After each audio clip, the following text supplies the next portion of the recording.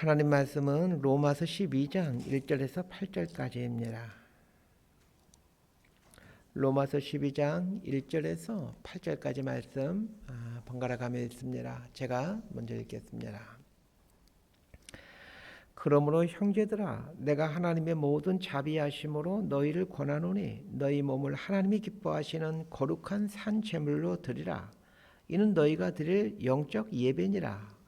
너희는 이 세대를 본받지 말고 오직 마음을 새롭게 함으로 변화를 받아 하나님의 선하시고 기뻐하시고 온전하신 뜻이 무엇인지 분별하도록 하라.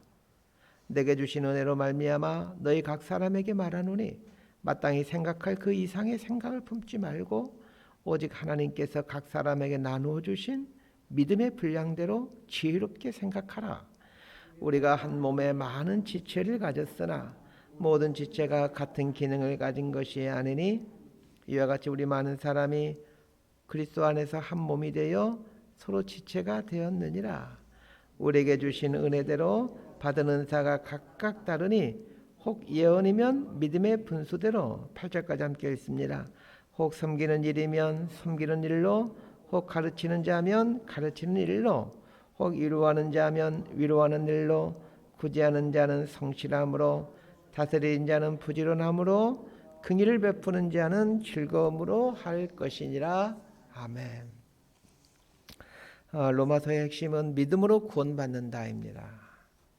1장부터 11장까지는 믿음으로 구원을 받는다라는 것이 무엇인가에 대한 이론적인 부분을 다루었다면 12장부터는 믿음으로 구원받은 사람은 어떻게 살아야 되는가에 대한 믿음의 실천적 부분을 다루고 있습니다. 이런 면에서 본다면 믿음은 이론이 아니라 실천을 수반한 믿음입니다. 기독교에서 말하는 믿음은 머리와 가슴으로 말하는 믿음이 아니라 손과 발로 말하는 믿음까지 왔을 때 비로소 참 믿음이다 라고 말할 수 있습니다. 자, 우리 1절 말씀 함께 읽도록 합니다. 시작. 그러므로 형제들아, 내가 하나님의 모든 자비하심으로 너희를 권하노니 너희 몸을 하나님이 기뻐하시는 거룩한 산 제물로 드리라. 이는 너희가 드릴 영적 예배니라. 12장의 첫 번째 단어는 그러므로라는 접속사입니다. 그러므로라는 접속사는 앞에 나오는 것이 원인이 되고 뒤에 나오는 것이 결과가 될 때 사용되는 접속사입니다. 그러므로라는 접속사의 원인이 되는 구절은 로마서 1장부터 11장까지입니다.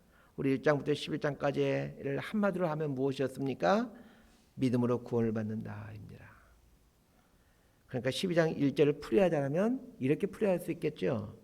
너희가 믿음으로 구원을 받았으므로 거룩한 산 제물이 되어야 된다. 이렇게 말입니다.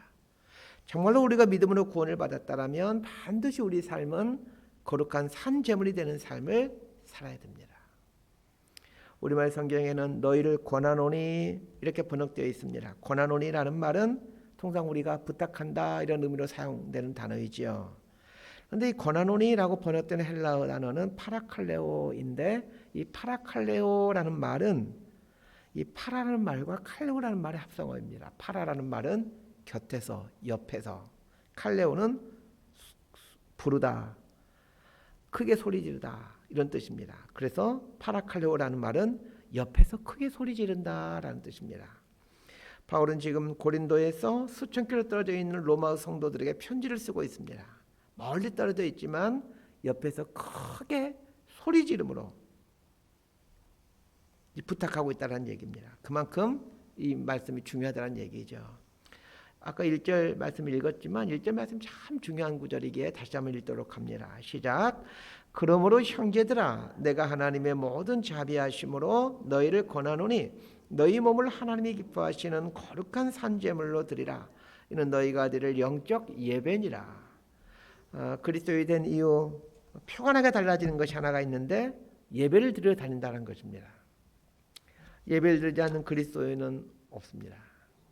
주일이 되면 교회 와서 예배를 드리는 것으로 자신이 그리스도인이 되었다, 기독교인이 되었다라는 것을 보여줍니다. 그러나 바울은 그것보다 더 중요한 것은 삶의 예배라고 얘기를 합니다. 그렇다고 공동체에서 드리는 예배가 중요하지 않다 그런 뜻이 아닙니다. 공동체에서 드리는 예배가 반드시 삶으로 연결돼야 된다는 얘기입니다. 삶에서 예배자로 살아간다는 것은 도대체 무엇입니까? 산 제물로 사는 것이다 라고 얘기합니다. 진짜 예배를 드리는 것은 무엇이냐? 산 제물이 되어 사는 것이다. 바울은 그렇게 얘기를 합니다. 자, 그런데 이 산 제물이라는 말을 곰곰이 생각해 보십시다. 산 제물이라는 말은 사실은 앞뒤가 안 맞는 말입니다. 산다라는 것과 제물이라는 말은 전혀 앞뒤가 안 맞는 말입니다. 이것은 마치 둥근 네모 혹은 착한 강도 이런 말처럼 논리적으로 앞뒤가 안 맞는 말입니다. 왜냐하면 제물은 반드시 죽어야만 제물이 되기 때문에 그렇습니다. 이 세상에 살아있는 제물은 없습니다. 제물은 반드시 죽어야 됩니다. 그러면 산 제물이란 무엇일까요? 산 제물이 되는 것이 진짜 예배자가 되는 것인데 산 제물이 된다는 것은 무엇입니까? 이 산에 해당하는 헬라어 단어는 이 짜오라는 말인데 짜오라는 말은 살아있다라는 의미도 있지만 생활 방식과 행동 방식을 갖고 산다라는 의미를 갖고 있는 단어입니다. 그러므로 보다 나은 해석은 재물의 생활 방식과 재물의 행동 방식을 갖고 산다라는 뜻입니다. 우리는 예수를 믿음으로 구원을 받습니다. 예수를 믿는다라는 말은 예수님께서 십자가에 달려 죽으심으로 내가 죄로부터 구속받았다라는 것을 믿는 것입니다. 동시에 예수님께서 십자가에 달릴 때 나의 죄와 욕심도 십자가에 못 박았다라는 것을 믿는 것입니다. 그래서 바울은 갈라디아서 2장 20절에서 내가 그리스도와 함께 십자가에 못 박혔나니 그런즉 이제는 내가 산 것이 아니요 오직 내 안에 그리스도께서 사신 것이라. 내가 육체 가운데 사는 것은 나를 사랑하사 나를 위하여 자기 몸을 버리신 하나님의 아들을 믿는 믿음 안에서 사는 것이라 그렇게 고백합니다. 또한 갈라디아서 5장 24절에서 바울은 또 그렇게 고백하고 있죠. 그리스도 예수의 사람들은 육체와 함께 그 정욕과 탐심을 십자가에 못 박았느니라. 십자가에 못 박았다라는 말은 예수님과 함께 제물되었다라는 뜻입니다. 예수님만 제물이 된 게 아니고 예수님과 함께 제물되는 것입니다. 그게 신앙생활입니다. 믿음으로 구원을 받았다라고 믿는 사람은 반드시 자기 자신이 그리스도와 함께 십자가에 못 박힌 제물이라는 사실을 믿는 것입니다. 십자가에 못 박힌 제물이라는 사실을 믿기에 제물된 삶을 살아가는 것입니다. 주일에 교회 와서 예배를 드리는 것이 제물된 삶이 아니라 삶 속에서 제물된 생활 방식과 제물된 행동 방식을 갖고 살아가는 것이 하나님이 기뻐하시는 진짜 예배를 드리며 살아가는 예배자입니다. 자, 2절과 3절 말씀 함께 읽겠습니다. 시작. 너희는 이 세대를 본받지 말고 오직 마음을 새롭게 함으로 변화를 받아 하나님의 선하시고 기뻐하시고 온전하신 뜻이 무엇인지 분별하도록 하라. 내게 주신 은혜로 말미암아 너희 각 사람에게 말하노니 마땅히 생각할 그 이상의 생각을 품지 말고 오직 하나님께서 각 사람에게 나눠주신 믿음의 분량대로 지혜롭게 생각하라. 2절과 3절은 개인의 삶 속에서 어떻게 이 산 제물된 삶을 살 것인가에 대한 이야기이고 4절부터는 교회 공동체 속에서 어떻게 사는 것이 이 제물된 삶의 방식을 갖고 사는 것인가를 말해주고 있습니다. 자, 이걸 통해서 알 수 있는 게 있습니다. 진짜 예배자는 진짜 그리스도인은 나와 하나님 사이의 관계에서도 제물된 삶을 살지만 교회 공동체 속에서도 제물된 삶을 산다는 것입니다. 예배자는 하나님 앞에서만 예배자로 서 있는 것이 아닙니다. 사람들 속에서도 예배자로 사는 것입니다. 하나님 앞에서만 제물된 삶을 사는 것이 아니라 사람들과 교회 앞에서도 제물된 삶을 사는 것입니다. 그러면 개인의 삶 속에서 제물이 된다는 것은 구체적으로 무엇입니까? 첫 번째가 이 세대를 본받지 않는 것입니다. 이 말은 이 세대의 삶의 방식, 이 세대의 행동 방식을 따르지 않는다는 얘기입니다.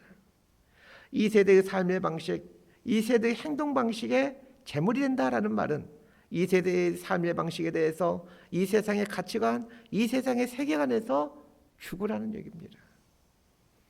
이 세대를 본받지 않는다라는 말은 더 구체적으로 세부적으로 이해하기 쉽게 설명한다면 자녀를 양육하는 데 있어서 세상의 방식과 다르다라는 얘기고 돈을 벌고 돈을 쓰는 것에 대해서도 세상과 다르다는 얘기입니다.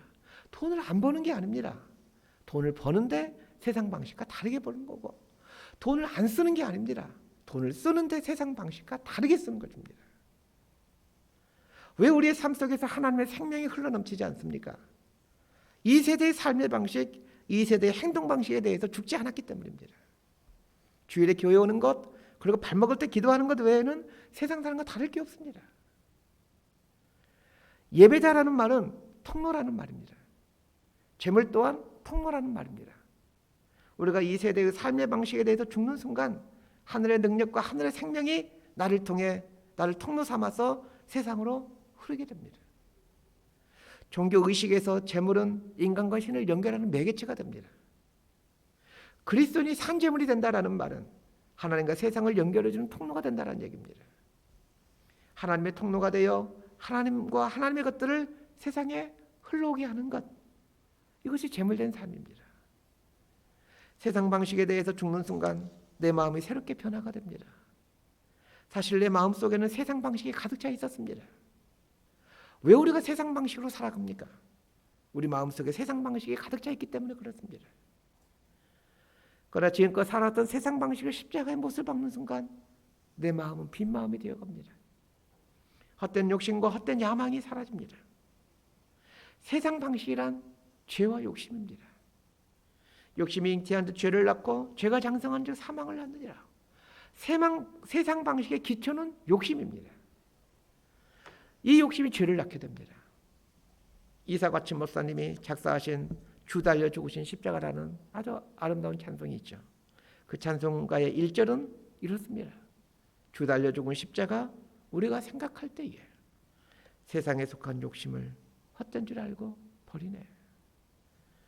십자가의 나를 못 박으면 하나님께서 나에게 새로운 마음을 주십니다. 세상 방식을 십자가에 못 박으면 내 마음에 하나님의 뜻이 들어오기 시작합니다. 하나님의 뜻에는 몇 가지 특징이 있습니다. 첫 번째 특징은 하나님의 뜻은 선하다는 것입니다. 두 번째 특징은 기쁨이 넘치는 특징이 있다는 것입니다. 세 번째 특징은 온전하다는 특징이 있습니다. 하나님의 뜻을 우리 마음에 채워넣게 되면 우리 삶이 선한 삶이 되는 이유가 여기에 있습니다. 기쁨이 넘치는 삶이 되고 온전한 삶을 살게 되는 이유가 하나님의 뜻은 선하기 때문이고 또 기쁨이 되기 때문이고 온전하기 때문입니다. 정말 믿음으로 구원을 받은 사람의 삶에는 이런 놀라운 변화가 일어난다는 거예요.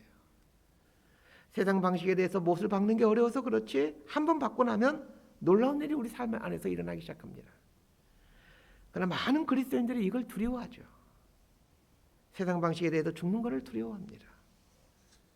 세상 방식을 십자가에 못 박으면 다 잃어버릴 것 같기 때문에 그렇습니다. 그러나 하나님의 것으로 충만해지게 됩니다. 자, 4절부터 우리 8절까지 말씀을 함께 읽도록 하겠습니다. 시작. 우리가 한 몸에 많은 지체를 가졌으나 모든 지체가 같은 기능을 가진 것이 아니니 이와 같이 우리 많은 사람이 그리스도 안에서 한 몸이 되어 서로 지체가 되었느니라. 우리에게 주신 은혜대로 받은 은사가 각각 다르니 혹 예언이면 믿음의 분수대로, 혹 섬기는 일이면 섬기는 일로, 혹 가르치는 자면 가르치는 일로, 혹 위로하는 자면 위로하는 일로, 구제하는 자는 성실함으로, 다스리는 자는 부지런함으로, 긍휼을 베푸는 자는 즐거움으로 할 것이니라. 바울은 그리스도의 삶을 산 재물이다라고 정의한 후에 그 산 재물된 삶이 무엇인지를 이야기하면서 갑자기 지체에 대한 이야기를 합니다. 지체를 이야기하는 이유는 공동체를 말하고 싶었기 때문입니다. 그리스도인은 반드시 교회 공동체에 속하게 됩니다. 교회 공동체에 속하지 않는 그리스도인이란 있을 수가 없습니다. 그리스도인은 그리스도의 몸인 교회 공동체를 이루어가는 지체가 됩니다. 그런데 한 몸을 이루기 위해서는 어떻게 되어야 됩니까? 따로따로 놀아서는 안 됩니다. 자기 하고 싶은 대로 해서는 안 됩니다. 지체가 되었다라는 말을 달리 표현하면 내 하고 싶은 대로 하면 안 된다라는 말입니다. 자기 하고 싶은 대로 안 하는 것, 그것이 죽는 것이고 그것이 재물이 된다라는 의미입니다. 자기 생각대로 안 하면 누구 생각대로 해야 됩니까? 예수님 생각대로 해야 되죠. 그래야 그리스도의 몸을 이루어갈 수가 있습니다. 내 생각대로 하면 내 몸을 이루어가게 됩니다. 그래서 여러분 교회에서 신앙생활 하시면서도 내 하고 싶은 대로 하면 안 됩니다. 교회의 질서와 교회의 그 규칙이 있죠. 우리는 교회에서 성도들에게도 산 제물이 되어야 됩니다. 하나님 앞에 산 제물이 되어 살기도 해야 되지만 성도들 앞에서도 산 제물이 되어야 됩니다. 성도들에게 산 제물이 된다는 말은 자존심도 죽이고 고집도 죽이고 자기 주장도 죽이라는 얘기입니다. 하나님 앞에 산 제물이 되는 것보다 더 힘든 것이 성도들 앞에서 산 제물이 되는 것입니다. 하나님 앞에서 산 제물이 되는 건 좀 쉽습니다. 성도들 앞에서 산 제물이 되는 것은 참 어렵습니다. 성도들 앞에서 산 제물이 되어야 그리스도의 온전한 몸인 교회를 이루어가게 됩니다. 예배드리고 헌금하고 봉사하는 것이 교회를 이루어가는 것이 아닙니다. 어떻게 예배드리느냐, 어떻게 헌금하고 어떻게 봉사하느냐가 교회를 이루어가는 것이죠. 모든 그리스도인에게는 하나님께서 은사를 주셨습니다. 은사는 내 방식대로 사용하는 것이 아닙니다. 은사가 바르게 사용되는지 알기 위해서는 은사의 열매가 나타난지 보면 알 수 있습니다.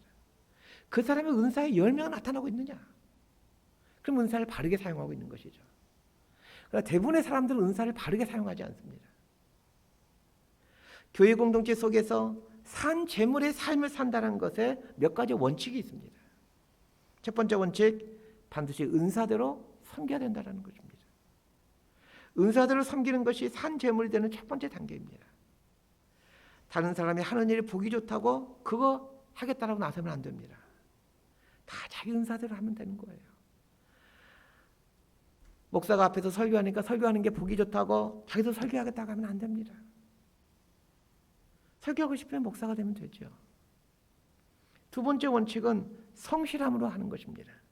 8절 말씀을 보게 되면 혹 위로하는 자면 위로하는 일로, 구제하는 자는 성실함으로, 다스리는 자는 부지런함으로, 긍휼을 베푸는 자는 즐거움으로 할 것이니라.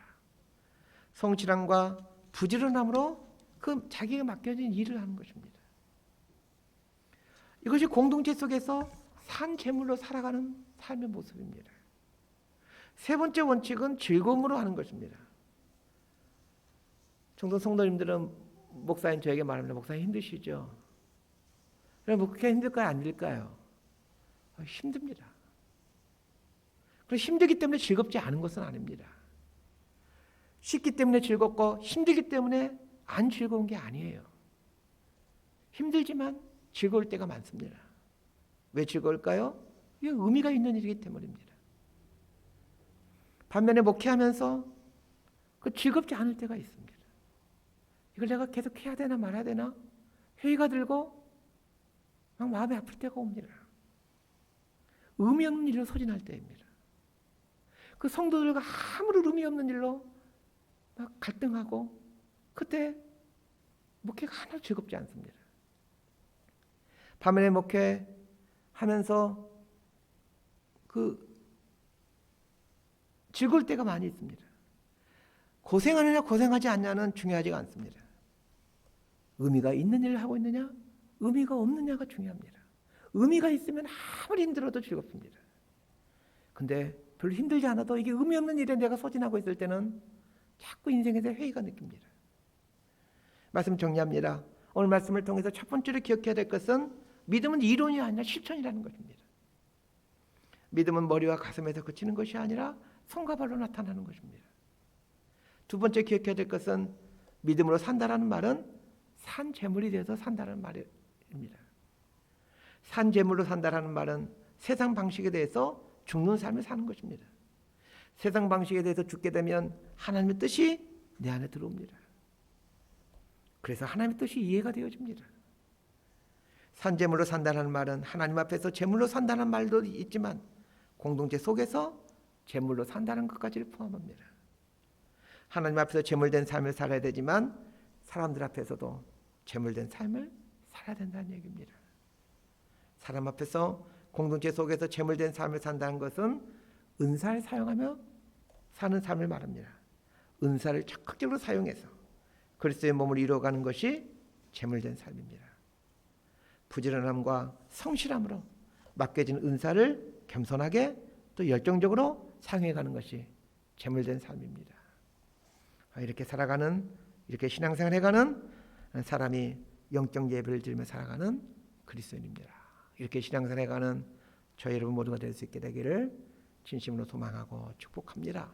기도하겠습니다. 하나님 아버지, 머리와 가슴에 머물렀던 믿음이 손과 발까지 내려올 수 있도록 막혔던 그 영적인 혈관이 뚫어지게 되는 은혜를 누리게 하여 주옵소서.